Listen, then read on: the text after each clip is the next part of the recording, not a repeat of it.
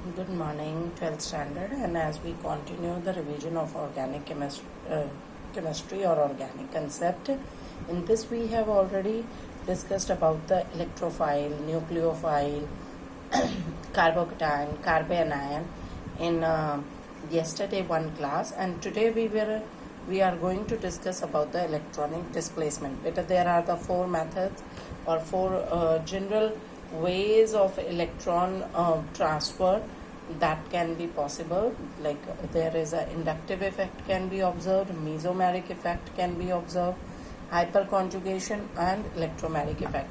You have already studied all about these effects in detail in 11th standard, and still if there is any problem then you can watch my 11th class videos, that is of organic chemistry basic principle and techniques.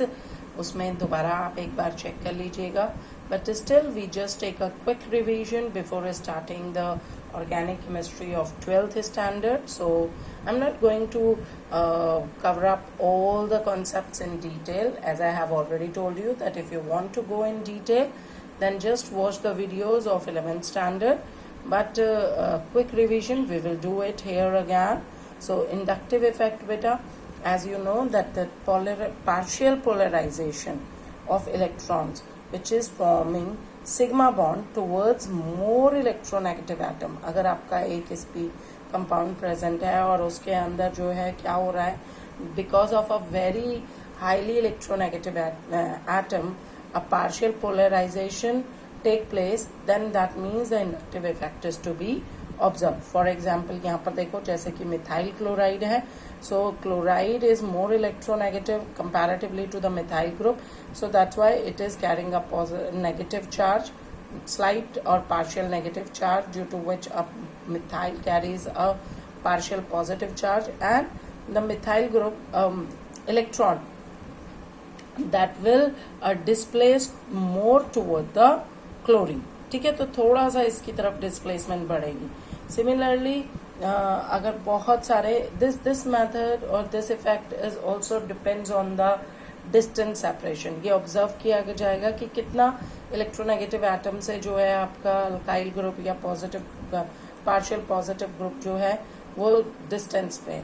ठीक है, like for example there are the 1 2 3 4 carbons है, and the negative electronegative atom is present here, like it may be chloride, it may be fluorine, bromine, iodine, hydroxyl, कुछ भी हो सकता है बेटा.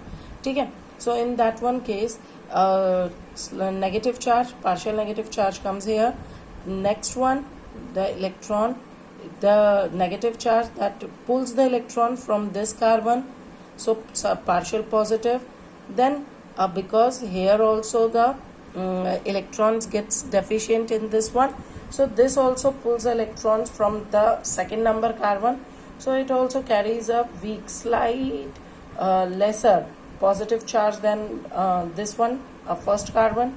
Then similarly this one also carries or pulls electron from the third one carbon, and so it also carries a lesser positive charge on it comparatively to the second carbon. And similarly the same fourth carbon पर भी बहुत ही कम, very less positive charge observed due to pulling of electron. So if we say that this one is the system, ये हमारा क्या है, system है, and X is the more electronegative than the system, X is more electronegative than the system, then such type of effect comes under the category of minus I effect. Means if the X pulls electron from the system, then that is to be supposed a minus I effect. If system is pull the this Y, ये वाला क्या है, Y है. If your Y is pushing electron towards the system, then that is supposed to be plus I effect. ठीक है, वो कैसा effect होगा आपका, प्लस आई इफेक्ट होगा. लाइक फॉर एग्जाम्पल Y जो है, if it is a delta positive in charge, like O negative, C negative, Cr3 already rich in electrons, so they will push the electron toward the carbon and due to which it carries a delta positive, Y carries a delta positive charge on it, and the carbon carries a negative charge on it. When it carries a negative charge, so the second carbon which is next to the first carbon, that also carry or observing a slightly negative charge, lesser negative charge than this one carbon. So ये वाला हमारा कौन सा effect होगा बेटा? Plus I effect. And इसकी application inductive effect की होती है, that it stability of carbocations, that is tertiary carbocation is more stable than secondary is more stable than primary due to the plus I effect. इसकी वजह से होते हैं. ठीक है बच्चे. Next effect is the mesomeric effect, which is the mesomeric or resonance effect.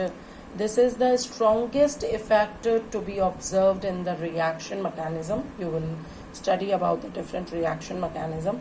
So basically इसमें क्या होता है बेटा? This effect, जिसे resonance effect भी कहते हो, electron can be withdrawn or release, attributing which through delocalization of pi electron. जब pi electron जो होगा आपका वो delocalize हो रहा है with the help of or which can be observed through various canonical forms, then such electron withdrawing or releasing effect is known as the mesomeric या resonance effect. ठीक है बेटा.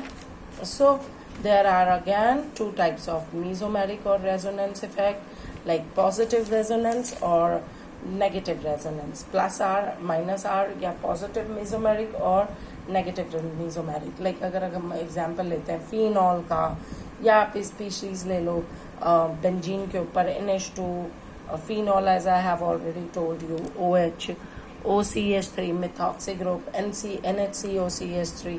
ठीक है. So if we take these type of species, then all of these are showing positive resonance or positive mesomeric because of the delocalization of lone pair which is present on these species. like इसके अंदर nitrogen पे, इस पर oxygen पे, इस पर भी oxygen पे, इस पे भी ऑक्सीजन पे, NHCOO है ना, तो COO का क्या होगा? लोकलाइजेशन लोन पेयर इस पे जो बैठा हुआ होगा. ठीक है. So in this one also we can say, like यहाँ देखते हैं हम फिनॉल के केस में ऑक्सीजन के पास 2 लोन पेयर है, 1 lone pair, this is phenol. ठीक है. So the electron lone pair that comes to the carbon, attract toward the carbon. As it shift to the carbon, that oxygen is giving its electron, so carries a double bond here. So जो double bond अगर यहाँ पर आपका carry होता है, यहाँ पर अगर आपका bond आ गया, तो the double bond will shift up to the another one carbon और यहाँ पर negative charge आ जाएगा बेटा. ठीक है. इलेक्ट्रॉन डेंसिटी रिच हो गया ये यहाँ पर. नाउ ये तो यही रहा, इलेक्ट्रॉन डेंसिटी रिच हुआ है तो that will shift to the next one, क्योंकि डबल बॉन्ड यहाँ पर भी है तो आपका डबल बॉन्ड शिफ्ट करेगा. So here the negative charge comes here, so यहाँ डबल बॉन्ड आ गया and charge will come to the next carbon. ना नेक्स्ट कार्बन से चार्ज जो है वो मूव करेगा आपका अनदर वन कार्बन में, and this one it comes here. So these are the 4 canonical structure for positive resonance. ठीक है. Similarly the negative mesomeric, अगर यहाँ पर क्या हो रहा है, इलेक्ट्रॉन रिलीज हुए हैं, है ना, the oxygen releases its electron और वो delocalize इलेक्ट्रॉन की वजह से चार्ज भी आपका क्या कर गया, मूव कर गया, शिफ्ट कर गया. Similarly in the another one case अगर नेगेटिव है तो electron withdraw by delocalisation of pi electron, और जिसकी वजह से इलेक्ट्रॉन डेंसिटी क्या हो गई, रिड्यूस हो जाएगी, स्पेशली ऑन थर्ड कार्बन. ठीक है ना. ये फर्स्ट कार्बन है, यहाँ पर आपका इलेक्ट्रॉन जो हो गए वो क्या होंगे बेटा, that is going to be reduced. ठीक. तो ये देखो फर्स्ट सेकंड थर्ड यहाँ से आपका रिड्यूसेस, इलेक्ट्रॉन डेंसिटी यहाँ रिड्यूस हो गई. कैसे हो गई, that the double bond delocalise हुआ अपने को और डबल बॉन्ड जो है वो सिंगल की जगह आया. तो अगर यहाँ पर आपका डबल बॉन्ड शिफ्ट कर रहा है, so obviously this bond will also goes to the oxygen. oxygen carries a negative charge, and because of the shifting of this pi electron, the CH2 carries a positive charge on it. So there is a delocalization of pi electron takes place, and third carbon पर हमारा क्या हुआ, electron density भी reduce हुई, due to which it undergoes the negative resonance or negative mesomeric effect. Third one effect होता है बेटा hyperconjugations. ये basically that is to be observed by the delocalisation of sigma electron of CH bond. ठीक है, किस पर होते हैं, एल्काइल ग्रुप में, which is directly attach to the unsaturated system. अगर कहीं पे आपका अल्काइल ग्रुप प्रेजेंट है और वो किसके साथ अटैच है, डबल बॉन्ड के साथ अटैच है, या फिर अनशेयर्ड p ऑर्बिटल के साथ अटैच्ड है, तो then hyperconjugation effect is to be observe. जैसे कि यहाँ पे देखो कार्बन और कार्बन पे यहाँ पर CH3 है और यहाँ के हैं CH2, तो CH2 है ये यहाँ पे. तो ये क्या करेगा कि इसकी जो p ऑर्बिटल है, ठीक है, किसकी, कार्बन की जो p ऑर्बिटल है, that will hyperconjugate with the hydrogen and hyperconjugation take place here, जिसकी वजह से कार्बन के ऊपर क्या है, यहाँ पर पॉजिटिव चार्ज है. अगर मैं C3 ले लेती हूँ इस केस में और CH2 CH2, तो यहाँ पर भी देखो बेटा हाइपर कॉन्जुगेशन आ रहा है.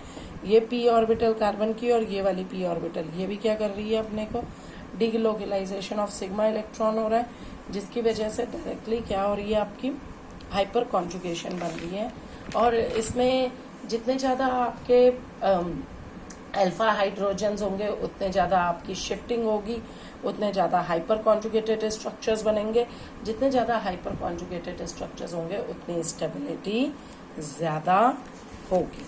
ठीक है, नेक्स्ट आ जाता है हमारा electromeric effect. Electromeric effect complete transfer होता है पाई इलेक्ट्रॉन्स का, which influence under the influence of attacking reagent.